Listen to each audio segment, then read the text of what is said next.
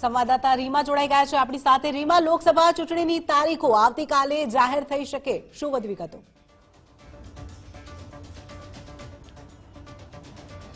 ચોક્કસથી ખાસ જો વાત કરવામાં આવે લોકસભાની ચૂંટણીની તારીખો આવતીકાલે જાહેર થવાની છે, ત્યારે તેની વચ્ચેની સૌથી મહત્વની વાત કેન્દ્રીય ગૃહપ્રધાન અને ગાંધીનગર લોકસભાના સાંસદ અમિતભાઈ શાહ જે છે તેઓ અમદાવાદ અને ગુજરાત, ખાસ તેમની ગાંધીનગર લોકસભા વિસ્તારની અંદર આવેલા તેમના કાર્યાલય ખાતે તેઓ ઉપસ્થિત છે। ખાસ સૌથી મહત્વની પણ જો વાત કરવામાં આવે તો જે પ્રકારે આવતીકાલથી ચૂંટણી જાહેર થાય તેવી એક વાત સંભાવનાઓ જોવા મળી રહી છે, તેને જ લઈને અલગ અલગ બેઠકોનો દોર છે તે પણ આજે યોજાવાનો છે।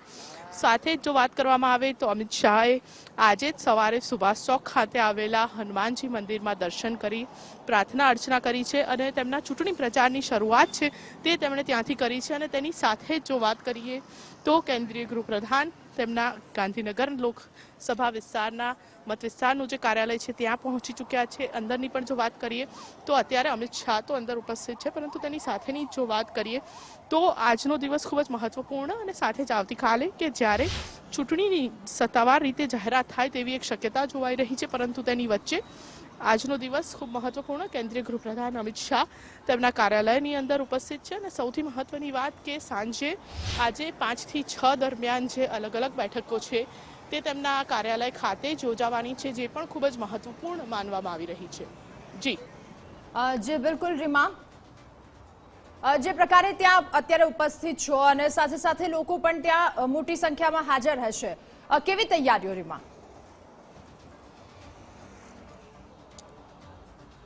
ચોક્કસથી ઝિંકલ, ખાસ તો જો વાત કરીએ તો જે પ્રકારની અત્યારની વાત છે, કેન્દ્રીય ગૃહપ્રધાન છે તે અંદર છે, ગણતરીના જ નેતાઓની અંદર ઉપસ્થિતિ છે, પરંતુ અંદર મીડિયાને પ્રવેશ અટકાવવામાં આવ્યો છે। પરંતુ તેની સાથેની જો વાત કરીએ તો લોકસભાની ચૂંટણી છે તેની સત્તાવાર જાહેરાત અને તેની સાથે જ તમામ લોકો છે તે તેમના કાર્યકર્તાઓ છે ભારતીય જનતા પાર્ટીના, તે પણ ચૂંટણીલક્ષી કામોમાં જોડાઈ ચૂક્યા છે। અને તેની સાથે જ ગાંધીનગરની પણ જો વાત કરીએ લોકસભાની તો એક જ લક્ષ્યાંક છે કે 5 લાખથી વધુની લીડ સાથે અમિતભાઈ શાહ છે જે તેમના આ વિસ્તારમાંથી જીતે તે પ્રયત્ન છે, તેને જ લઈને અલગ અલગ બેઠકો છે તે પણ આજે યોજાવાની છે। સાંજે 5 થી 6 દરમિયાન આ તમામ અલગ અલગ બેઠકો છે તે યોજાશે। અને તેની સાથે જો વાત કરીએ તો અત્યારની પણ જો વાત કરવામાં આવે તો તમામ જે તૈયારીઓ છે બેઠકની હોય કે સાથે ચૂંટણીની તમામ રૂપરેખાઓ છે તે રણનીતિ છે તે પણ ઘડવામાં આવશે।